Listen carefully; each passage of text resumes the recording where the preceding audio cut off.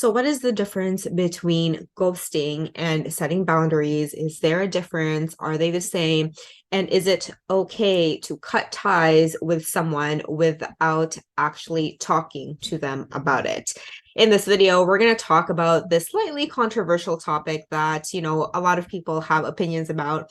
And I'm going to show you all the different layers as to first of all, what actual boundaries are and what ghosting is, as well as whether or not they're related and how sometimes ghosting can be the best thing for someone to do. And if you are someone who was ghosted, what do you do in that situation? So let's begin. So, ghosting is technically defined as ending a relationship where you completely cut ties off from that person, cut off all communication without explanation towards the person you were cutting off. Whereas a boundary is a personal decision that you set for yourself as to how you want to engage or interact with this person, right?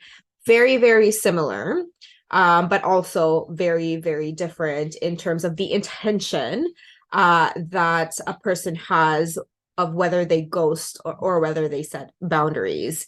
And sometimes a boundary could mean that you have to ghost, you have to cut off ties from a person because that person is someone that you perceive as someone who you do not want to be in you don't want to be in contact with anymore, right? Whereas ghosting is something that just people do as a term of avoidance, right? They're just going to cut things off because of whatever reason that they have. Let us talk about, the appropriateness of cutting ties off with someone without any explanation. A lot of people have a lot of opinion on this, right? They think that it's childish or it's not right to just completely cut people off from your life. And, yes and no, right? Yes, it can be inappropriate if you are someone who is doing it based on avoidance, right? If you just don't want to deal with someone and you're just ghosting them because you don't want to communicate it, because there is value in communicating what they have done wrong for that other person to learn from, right? That is a great mature adult thing to do. Which is what ghosting is. Ghosting is when you don't do that, when you don't allow the person to know what went wrong or how they can fix it. But at the same time, boundaries are different, right? Because if you look at boundaries and what the point of boundaries are, someone who is actually setting a boundary, which may mean they're going to cut ties off with that person, didn't just put that boundary in because someone messed up one time, right? It could be if they are realizing that there are a lot of red flags with this person and they just don't want to interact with them anymore. And that's their right, right? You cannot, you can't really judge someone for not wanting to interact with someone based on their previous experiences, based on the type of personality pattern, right?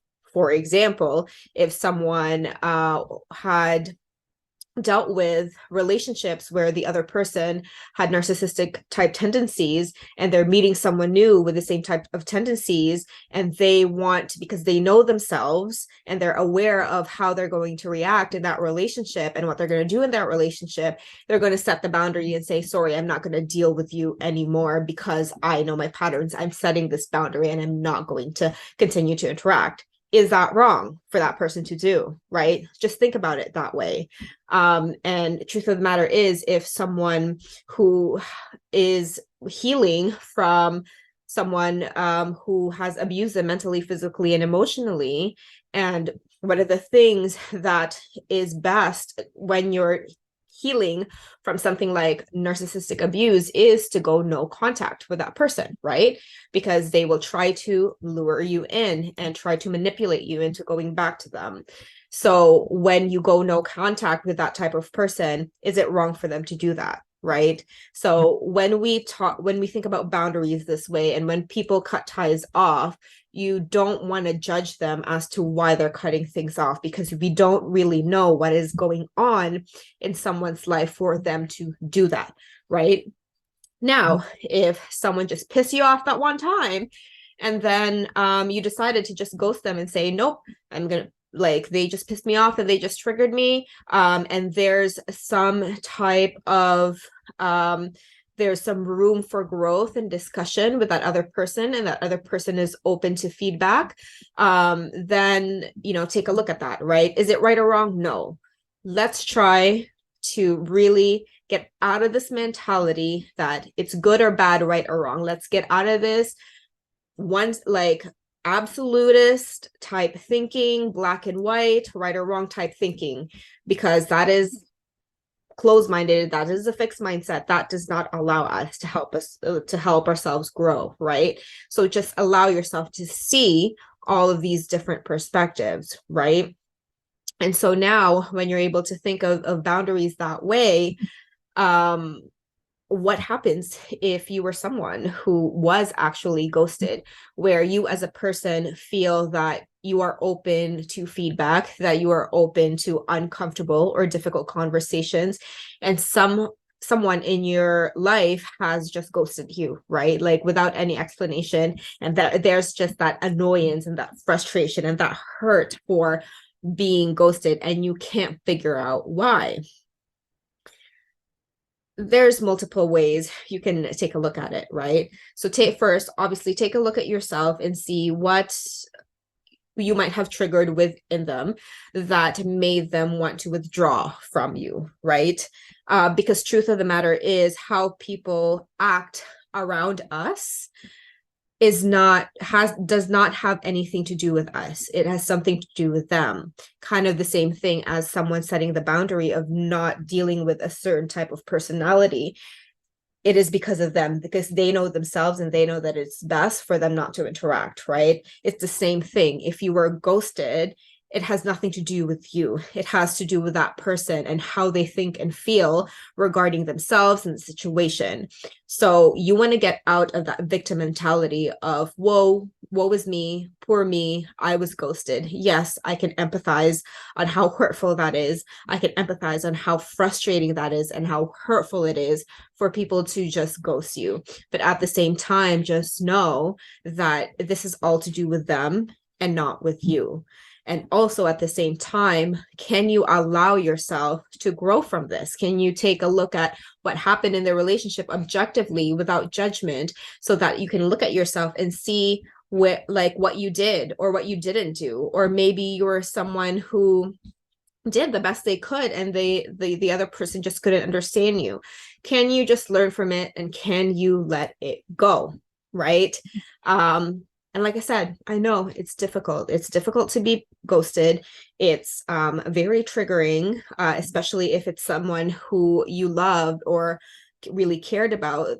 Them having to have done that to you is very hurtful, right? But at the same time, how much energy are you going to give to this person? And instead, are you able to let it go and grow from it, right? Growing from it is really the best thing that we can do, because we can put a lot of mental and emotional energy on someone who has ghosted us. But like I said before, they ghosted you because of what is going on with them internally and not because of you. So what are you making the ghosting mean about yourself? These are the things that you want to think about. And so those were the different types of perspectives that I wanted to share with you. And I wanted to, just open your mind up a little bit, and see the different perspectives, see the different layers, and let me know what you thought about this. Let me know what you think. Let me know if there's a layer also that you were able to explore that I didn't mention here. I would love to get more perspectives on this. And so that is it for today. I hope this helped, and I hope this helped, and I will see you soon.